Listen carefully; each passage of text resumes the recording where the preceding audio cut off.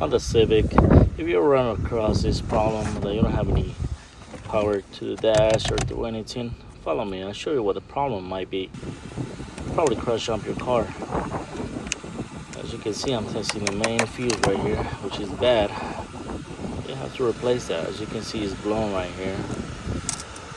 And there's the one from the dealer. It's really cheap. If you want to screenshot that, so you can buy it, replace it, then put the bolts back in. And then test it again with test light. Now we have power. Bolts on both sides.